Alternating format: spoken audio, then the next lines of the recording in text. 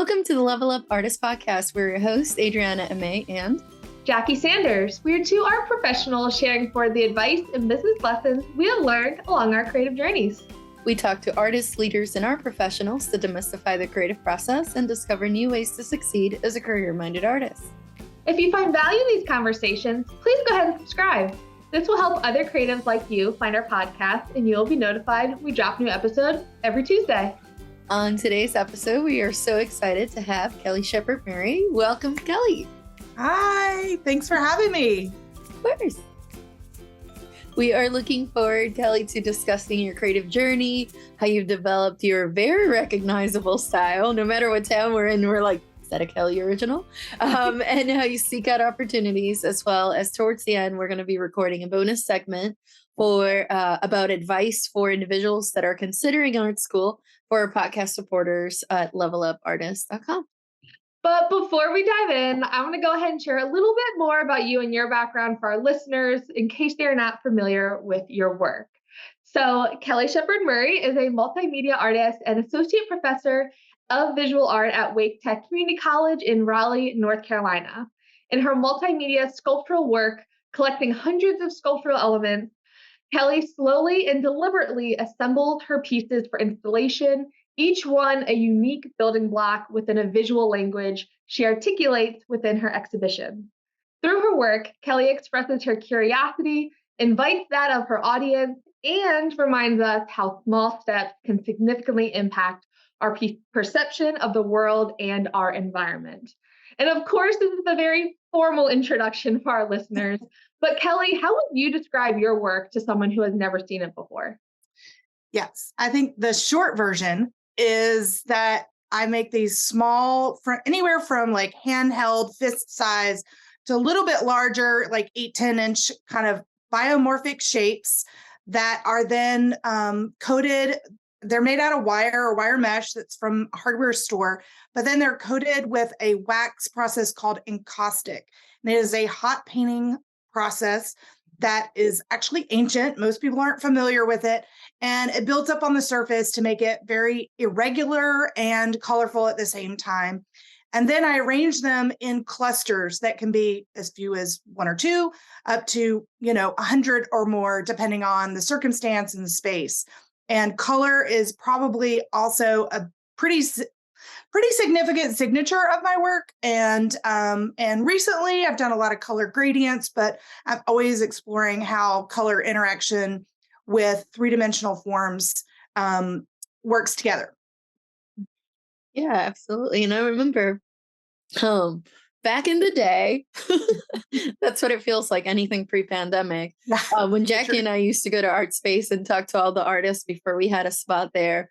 You had a shared studio now where Omi is at. And I remember seeing some of the earlier versions of these wire mesh, but at the time too, you were also doing, or had stopped, maybe you were still were doing some of it, correct me if I'm wrong, but you still had some other encaustic work. And it was, I think I was starting to see at the time, it was when you were shifting into these biomorphic pieces, because I remember seeing both and I was like, oh, what are those? And it was like, oh, I'm moving towards these. And they were just growing. I don't know. It was very exciting to see that at the time. And I think that's one of the coolest things about, of course, having a studio at Art Space, we talk about all the time how we're just lifelong Art Space fangirls, even having studios there now. Like, we used to go every first Friday. When we don't have studios there, we'll still probably go back every first Friday. But I remember you were so sweet to us and like sharing your wisdom, and really were such an inspiration for reasons why we wanted to start this podcast. Like, we've had so many amazing art professionals like yourself share business advice with us, share creative advice. We're like, man, I wish more people could hear amazing gems like this. Because we also connected through a crit group as well, which was great, connecting both as fellow artists and seeing your creative evolution, which had me thinking, though, when did you move to Raleigh? How long have you been in the area? And you're also an art professor as well, in addition to an artist. So can you share a little bit more about that and the history of how you got started in the area? Right. Well, I grew up in Raleigh. I'm one of those rare people that grew up in Raleigh, though I wasn't born here.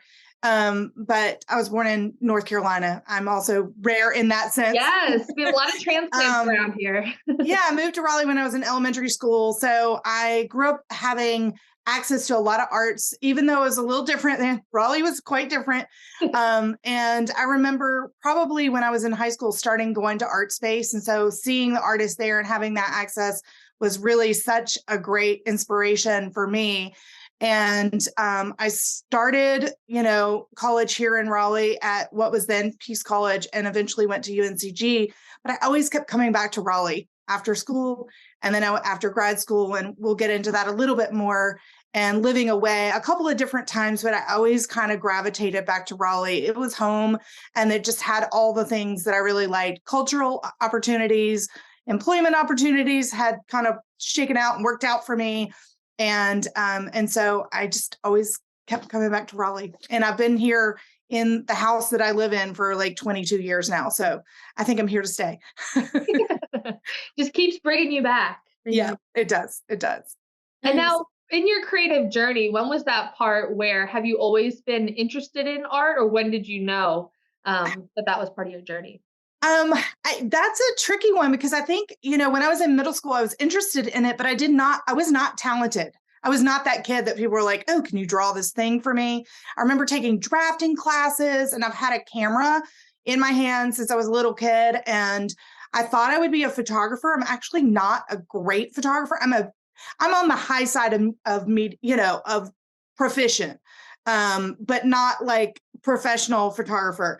And, but it was an access to a creative medium and a way to record the world and sort of observe the world. And that felt accessible, I think, to me as a kind of an entry point, my foot into it. And I went to college having not had any art classes in high school and said I was going to be an art major, which is kind of crazy. But I was like, yeah, I'm going to be an art major. I don't know. I guess I was just like, oh, those are my people, and so I started taking art classes, and I was not the most talented right off the bat. I was just, but I was eager and I was curious, and I was like just trying to soak up anything I could learn. There were always people that were so much more talented than me, but my kind of interest in learning, really compensated for any technical weaknesses that I had. Yeah, I love hearing that. It also makes me think, or what's kind of sticking out to me is that idea of, were they actually more talented than you, or they just had more practice than you, especially if they got started a little younger? Because I feel like that's something that ourselves, even as artists, I don't know, we can't help but compare to a certain extent. And it's like, yeah, but is it actually talent? I don't know. I'm going to say, especially with the kind of work you make now, it's not talent. It's just, they just had a few more years on you at the time. Yeah. And then you eventually caught up, and who knows how many of them still make art, but you are. So, well, and that's something I think about all the time. I'm like, talent's really not the number one thing you need. It's the desire to make. Mm-hmm. And that's like the thing that, interested, curious about it, engage with it, like to come back to it, even when it's kind of not working out really well. Mm-hmm. And I know a good number of them are not making anymore. And I am. So I think there is something to be said for that. Yeah. And so that myth of like the talent and how that's going to be the thing that gets you somewhere, it's really not. Yeah. Yeah. Early on, I heard this example about like someone that can have the skills perhaps to be a basketball player doesn't mean they're going to pursue it. Same thing with an artist. You may have been that kid that was the art kid. Doesn't mean you're going to pursue it either. I mean, there's a lot more involved than a predisposition to the arts. Exactly. But I do want to ask you, your work is obviously very recognizable. And for listeners, for those on YouTube, you'll see the links. For those who may be in the car when they're listening to this, definitely, safety first. But when you get a chance, definitely look up Kelly's stuff because it's really cool. So your work is very recognizable. Can you share with us the journey of discovering your creative voice and your existing visual style? Because of course, over time, like you said, you had photography at some point, and I'm sure you've explored other mediums, but a little quick journey. How'd you get to where you are now? Yeah. So I initially in kind of art school thought I would be a painter. I'm so drawn to color, but I took my first sculpture class, and I am going to speed this up. I'm not going to give a play-by-play year by year. One every second. Tell us about every experiment you've ever done. We all have. Yes. Okay. The first sculpture I ever made. No. So I took my first sculpture class and I just was like, oh, there's this thing where you can see this, you can see what's happening in your hands in real time. And it was a clay modeling class. And that was so different from photography where everything was sort of in the camera and you couldn't see it happening. You wouldn't get to see it at that time until you printed the film and then you kind of could manipulate it a little bit in the development. But there was something about seeing it happen in my hands in real time. And so I just got really super focused and decided to major in sculpture. And, I taught for a couple of years and then went back to grad school. We can come back to that later. But, this idea of I always kind of toggle back and forth between sort of abstract forms, really nature inspired.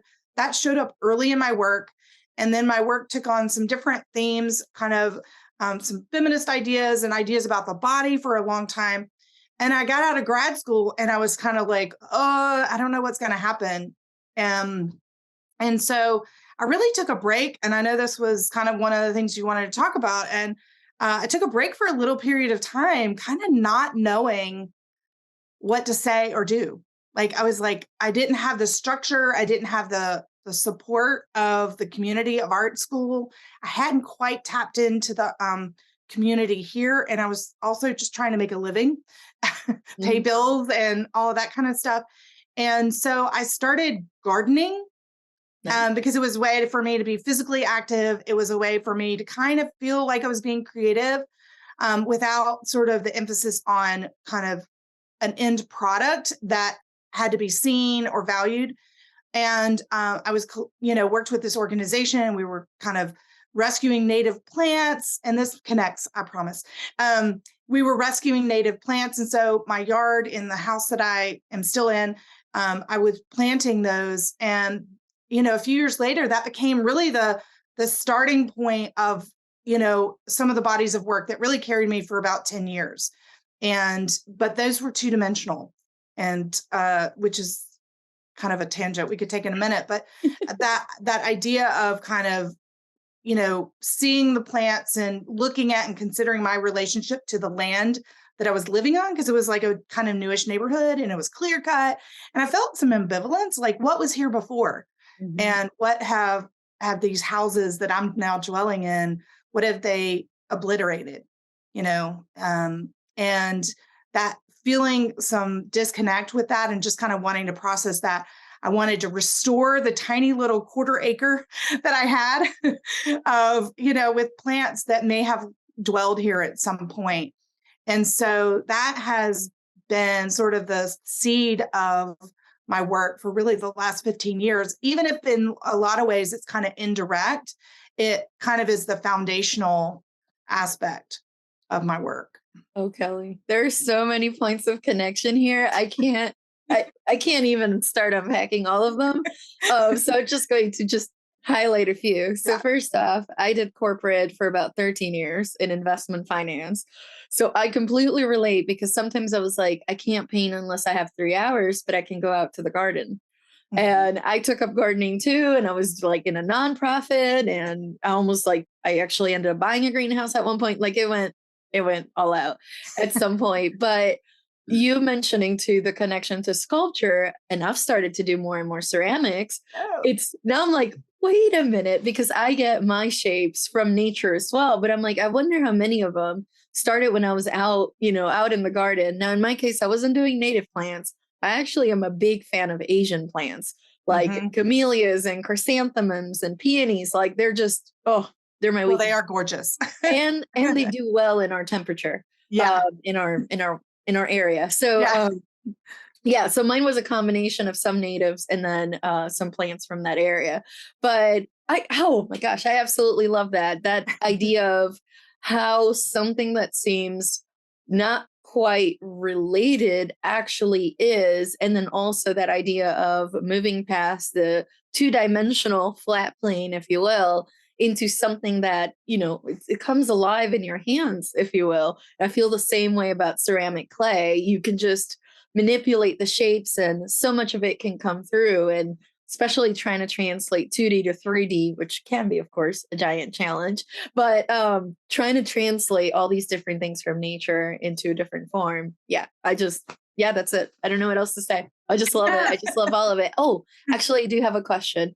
Um, how did you come back to the fold of art, into the arms of art? Because it took me a long time, for sure, to come back into art. I mean, I just had to hit a point in my career where I was like, that's it. Like, this is not fulfilling me. And art has always been there for me. So how about for you? What got you back into your art practice?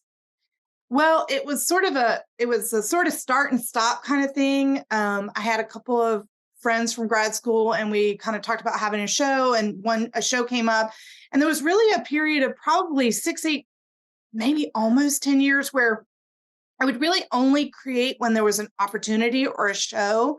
And my practice was not quite grounded, and that's the only way I can kind of describe it. That I at that time felt like I needed sort of a purpose for creating, and a kind of end goal that it's going to this thing. And I tried to do that, and sort of struggle of having that like 8 hours to create, because it takes you so long just to get in that mindset. Mhm. And so my head was in the way of actually having a really grounded practice until probably right around 10 years ago. And I had some really good opportunities and had some shows a few years prior to that kind of turning point 10 years ago. And at that point, I started just doing something for about 15 minutes a day. I was like, I have to do something daily. And I had read Twyla Tharp's The Creative Habit, which is a book I recommend to anyone, to students, to fellow artists. I think it's an incredible book. And it'd been a couple years since I'd read it, but it just kind of was sitting there, just kind of hovering. And so I was like, okay, I don't have a lot of time. I had a little kid at the time. I had a full-time teaching job that was kind of ramping up with a new program, and, just life complicated. So I was like, okay, let me cut a stack of paper that was fairly small and just have it. And each day I was going to spend 10 to 15 minutes drawing. And kind of that was the jump start. And I kept adding time to my day.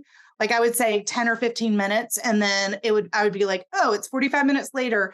And then I just kept finding little nuggets of time in my day.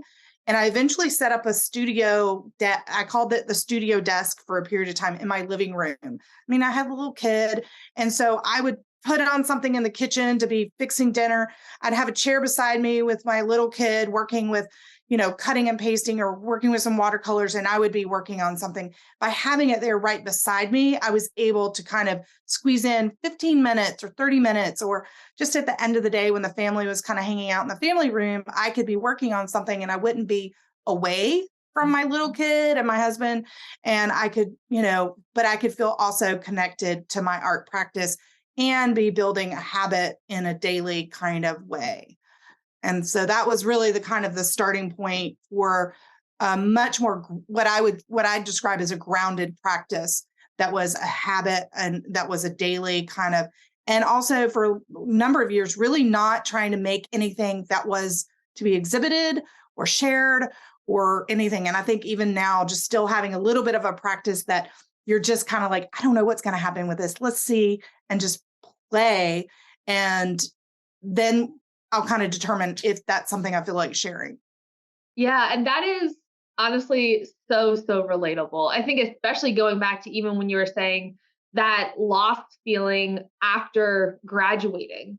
As someone who also went to art school, got my master's, that was a huge thing that I faced of like, I mean, in college, academia, you're trained to make artwork for assignments. Just Yeah. inherently, it's about putting the reps in. It's about discovery, which has so many benefits in and of itself. But you're like, all right, well, I have to do this painting in 4 weeks. I know when I go in freshman year, I'm going to have this senior show in this gallery. And I know that for 4 years. So like you're always prepping for that goal. And then you graduate and you turn around and you're like, okay, well, like what's the goal now? And they're like, it's whatever you want it to be, figure it out, which in all professions is difficult, but especially as artists, it totally shifts your mindset of you're not making art for a set exhibition date in the future all the time. As you gain momentum, maybe you have those luxury moments. But it's, well, what does my creative practice look like now when I don't have any expectations? There's no one keeping me accountable. I don't have an artist community that I feel super connected to. And I love that idea of having that daily creative practice. We're definitely going to be linking that creative habit book in the links in the show notes, because I think that would be a book that would really benefit a lot of artists. Yeah. And it's definitely something I found value in, not even from reading the book, but that's really what jumpstarted my recovery from post-college burnout as well. Daily drawing series. So it's definitely a universal, wonderful practice. Yeah. But that does make me think too of having experienced that post-college creative burnout in a way, reestablishing your creative identity, and figuring out what you really are connected to as an artist.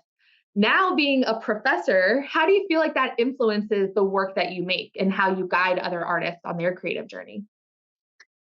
Yeah. Okay. There's a lot in there. Where to As you start? said in the beginning, this could be probably a 5-hour conversation. I know, right?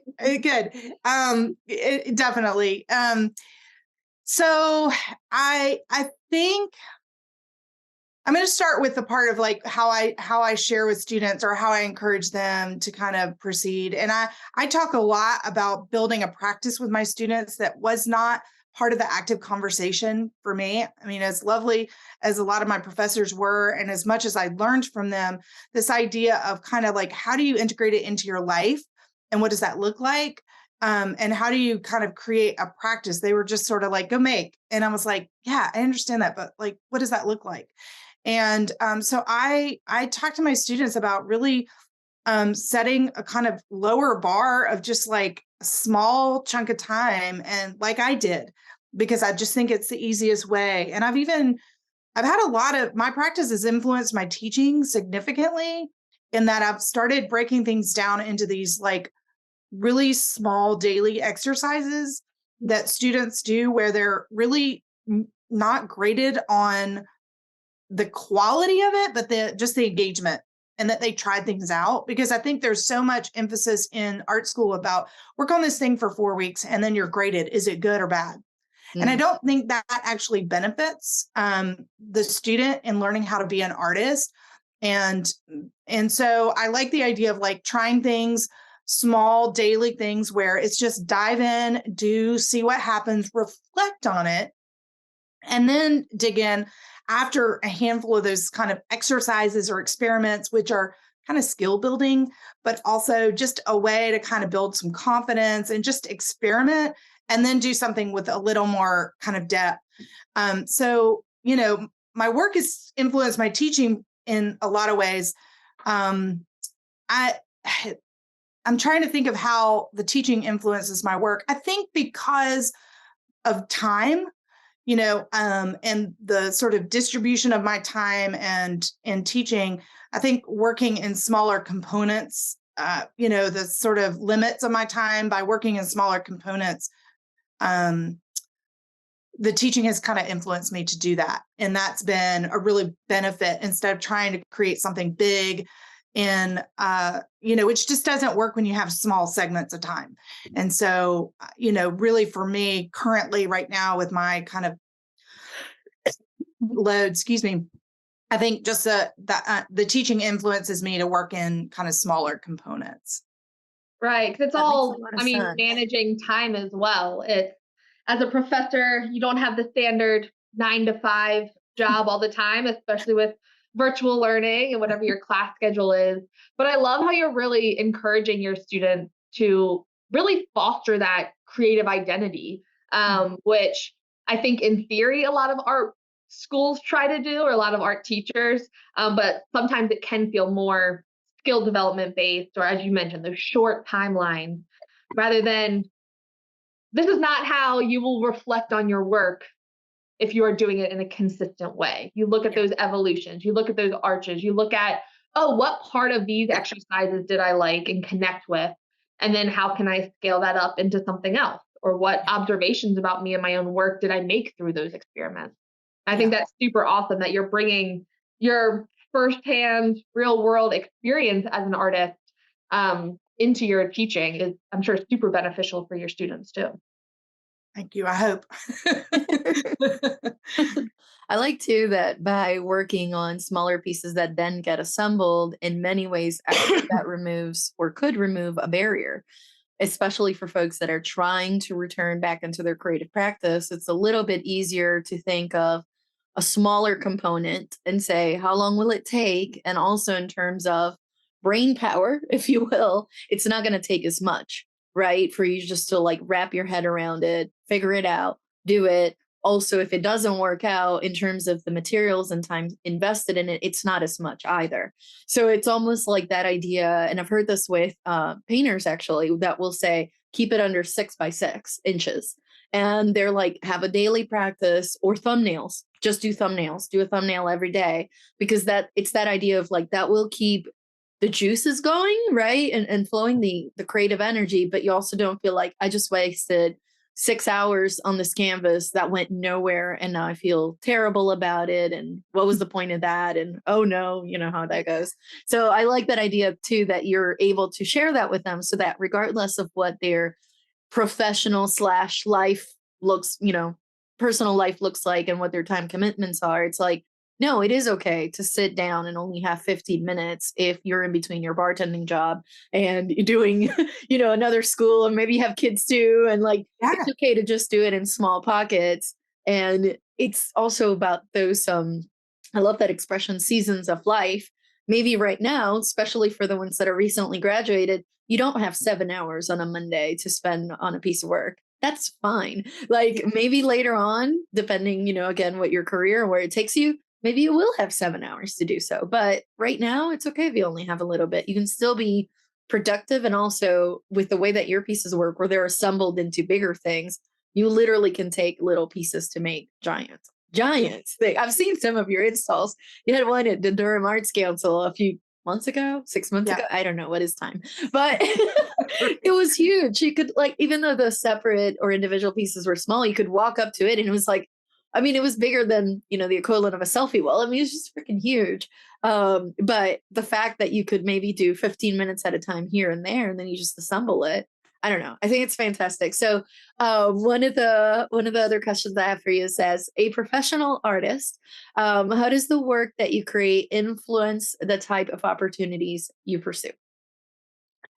Yeah, that's been something I've definitely thought about a lot there. And for a lot of time, there were some limitations to kind of where I could send the work.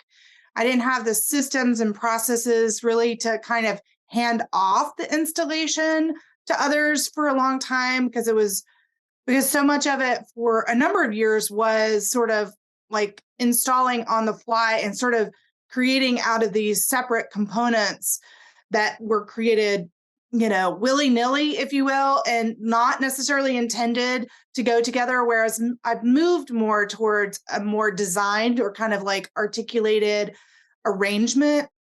And so I've come up with some ways to create templates so that I can send, and I print them out on these large architectural paper that's very inexpensive. And I can leave instructions on how to pin that up, level it, and then each piece is numbered and arranged.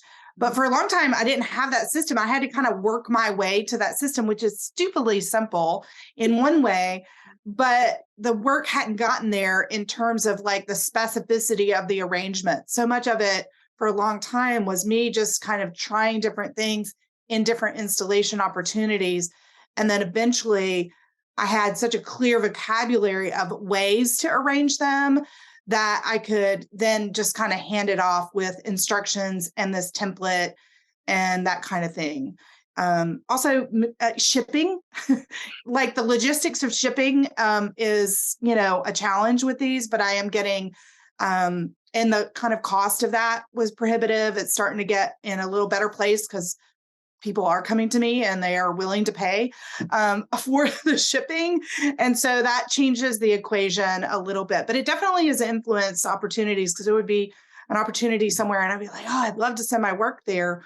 But I didn't have the system in place, but I'm kind of moved in that direction, and that's changed the dynamic a little bit. So Yeah. And I imagine some of the spaces are more used to 2D work where they're like, it just hangs on a nail or on one of those like cable systems and that's the end of it. And you're like, yeah, well, I have these 49 pieces that yeah, for just one assembly. And yeah, you'll need to put them in separately. It's not one painting. So yeah. So I yeah, imagine that with time, it's also part of your job, whether you want to or not. It's in a way to educate some of these exhibition spaces of like, hey, this can look great in your space too. And it's not that hard now that you have a system. It's not that hard to install. It's a little different than what you guys might be used to, but here's the easy way to do it. I have a paper and I yeah. have a diagram and Yeah. can And we do I've had a couple instances where the work wasn't handled terribly well this? and the work would come back broken. And my work is fragile. And I think I'm realizing I have to communicate that in a much more specific way than I had previously. And I'm changed the way I'm sending and shipping the work. I've gotten this different kind of process for that. So there's always these kind of bumpy learning things that happen along the way. And I'm like, okay, what would make this feel more precious? So when somebody unpacks it, they're like, I need to handle this with care because the work it's repairable, but it needs to be handled as if it's glass, really thin glass. And it's not quite that fragile, but people need to handle it that way. And a lot of times I've seen people just sort of handle it a little bit rough. And I'm like, and it's made me kind of question, should I continue with this work or do I need to change mediums? And for now, it's just like, it's doing what I want to do. And I don't really want to change the mediums, or approach or technical things. And so, there's always kind of revisiting those systems. Yeah, and I love how you're really kind of allowing the work to evolve organically, no pun intended, as you're dealing with organic forms. But you're really letting it evolve organically, and then your system and processes are changing in reaction to the work itself. Like always Yeah. putting the practice first. What's the best decision for this work? Like in the perfect world, if you're able to hang it, you're on site, this is how it'd be displayed. Okay, now reverse engineering it. How can I, as the artist shipping this off, dictate that the best way? I love the idea of using the large architecture paper, or I'm sure you've brainstormed a million different ways throughout that whole brainstorming session. But I love that idea of focus on the work first and then building creative systems and trying to communicate that to other people is the latter decision that you're making. You're not forcing this work to have to fit into the mold that you think is quote unquote traditional, because your work really does bridge that gap between painting and sculpture, right? Like they're sculptural pieces, but they hang on a wall that's quote unquote traditional art wood as well. So I think that's really interesting how you're bridging the two, but allowing the work to always come first and the processes kind of figure themselves out. Yeah. Yeah. Thanks. Yeah, I love it. And as we get towards the end, one of the questions that we like to ask every guest is, how would you define success as an artist? There's so many ways. So for me, success as an artist is getting people seeking you for the work that you're creating. They recognize your work in some way or some quality that you have in the work, and it may evolve, but they come to you because you've built a reputation around that work and a consistency in some way. Maybe the consistency is occasional surprise, but they want you to create something for them, for their space or for their for their gallery or what have you. And it gives you freedom to continue to create that work. And I think about that a lot because a couple of years ago, I was actually hired by somebody I worked for a number of years ago. off and on, a design firm in the area, Design Dimensions. They're a lovely company. And I used to do exhibition things with them. And I was their sculptor. They would come to for odd little things. It could be fake food for the History Museum. Just, I created this huge head, but that wasn't my work. It felt like a disconnect from what I am. It had my technical skills. But a few years ago, they came to me and asked me for my work as an artist. And there was something kind of interesting, and that was for the office. And so it really made me kind of reflect on that idea of success, because the idea of creating the things I did with them before was so valuable in terms of working with a client and kind of navigating that. But then the idea that they came to me for my work that I design felt like a crossing of a threshold, because it was the same skills, but a really different application. I love that, especially when you're thinking about your creative network as well. Like, you really don't know what one connection in a quote unquote previous life may lead to in the future. And that huge power of building community and building your professional and creative reputation as an artist too. Yeah. Yeah, and that's a good point too, to remind especially those that might be on the earlier part of their journey, regardless of their age, but they're just starting on the artist path, that perhaps in the beginning, the commissions they may receive is somebody saying, can you paint my dog? Can you paint my grandma? And they're like, but I only paint flowers. So that happens, or may happen a lot in the beginning, but eventually to continue pushing through it, because eventually somebody will say, can you make something in your style? And I love that idea of when somebody actually comes to you and they actually know what your style is and what kind of things you create, or what kind of themes you kind of explore in your work, and they actually want you to make more of it. I mean, the only difference might be, I have a space of X size. Can you make me something in your style? Here's a rough idea of colors, and go. Like, you have the rest of the creative freedom. So I love that idea of like just getting to that point where somebody's just like, I trust you. I don't care what you make, and it's going to be great. I just have a few parameters, and let's get this done. Yeah. Oh, that's the best. Speaking of thinking back to early emerging creatives on their creative journey, what is one piece of advice that you wish you had heard before you got started on your creative journey?